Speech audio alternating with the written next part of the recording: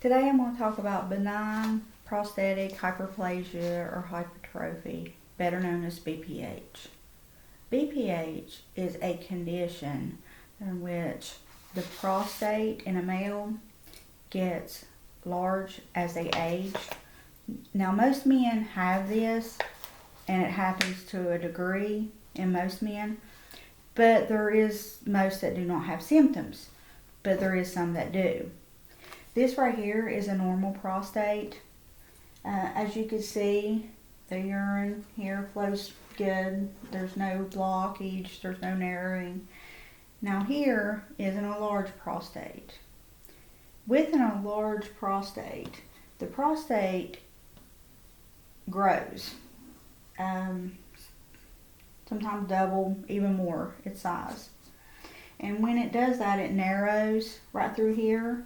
So the narrowing will back up the urine, which causes UTIs and retention. It also, the urine stream becomes weak, and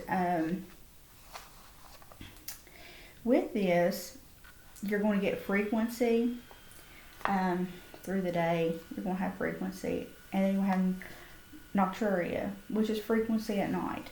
And they're going to notice this more at night because it's going to interrupt their sleep pattern. So it is something that needs to be treated for that reason. And also it can lead to UTIs, like I said. And another thing about this is BPH does not cause cancer, but cancer can cause BPH. So a physician, as they go to a physician, what the physician's going to do is they're going to order a urine test first to make sure that there's no infection going on, anything like that could be causing this. And the next thing they're going to do is they're going to order a blood test. Now the blood test is going to determine the hormones in the body, and that can also determine if there is cancer present that's causing this condition. And that's why they're going to order that. And the next thing they're going to do is a digital exam. And they do that through the rectum to make sure that, to check the prostate to see if it is enlarged. And they also can maybe determine a little bit if they need to go in and check and see if cancer is, so in some cases.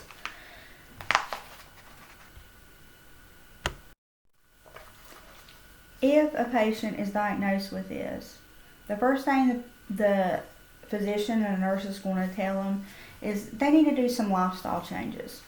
And what they need to do is they need to cut out the caffeine, no more caffeine. And they need to cut out the alcohol. Another lifestyle change is you can teach them to double urinate, which is urinate fully and then wait and try again before you leave the restroom. And also, you're going to have them cut back on the fluids if they're not prone to get dehydrated, that is, at night before bed. And also, when they have activities scheduled, like going out for the day or something like that, then you're going to tell them to cut back maybe on some fluids a little bit.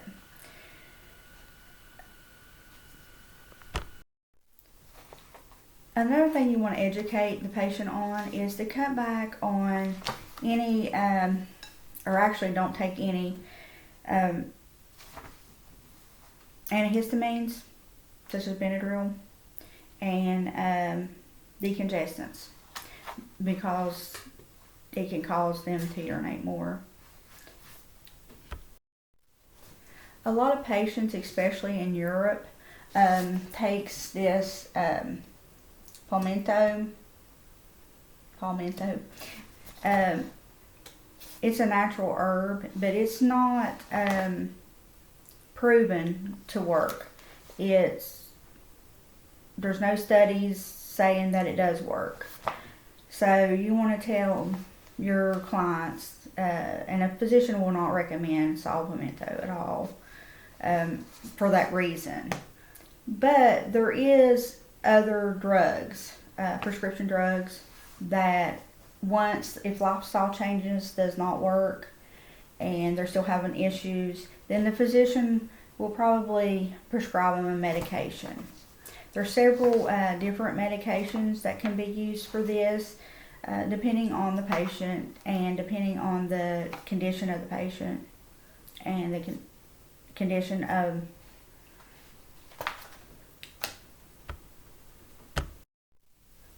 the prostate gland. The medications are alpha blockers, and what they do is they relax the muscle to help the urine flow easily. And another one is alpha inhibitors. And what this does, it will actually stop it from growing. It can, most of the time. And it can actually reduce it to some degree. If the patient does not improve on the highest alpha blocker they can have, then sometimes the physician will do a combination treatment between two medications to see if that can help the treatment or help the symptoms. Now, if the medications don't work, there is several transurethral procedures that they use. The most common one is that is used is the resection of the prostate, which is the TURP. That is the most common procedure.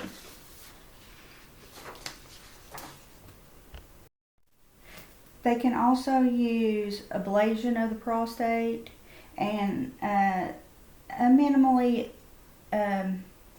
invasive procedures too to treat the prostate gland.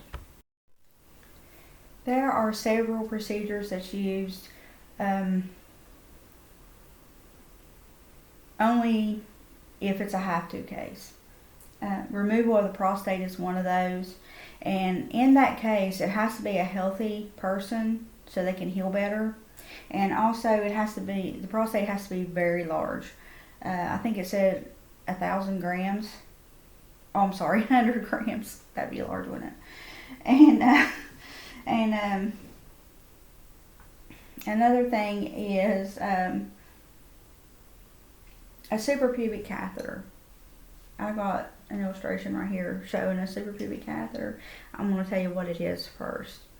A suprapubic catheter is just like a Foley catheter, except it doesn't go up the penis.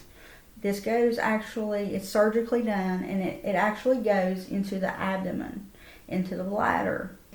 And this is usually temporary, but there is some cases that they are permanent. I know of one when I was working for hospice. The patient was not able to withstand surgery, and the medications were not working.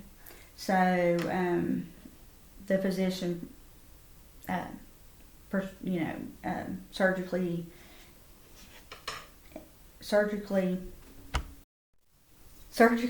in a suprapubic catheter. Now, a nurse can change this out. The only thing is the body does heal quickly, and in most cases it has to be done, within a reasonable amount of time. So if it has to be changed, you need to make sure that you have all your supplies there, just in case, because you just don't know. If you have to run up to supply and come back down, and that's just going to cause more trauma on the patient if they would start to heal a little bit. I know it sounds crazy, but it heals quickly. It really does. Another thing you want to do as a nurse is you want to use a Coude catheter. And a Coude catheter has that curved tip, and it just helps facilitate it to go into the bladder through the penis. This will be through the penis. That is it. Thank you.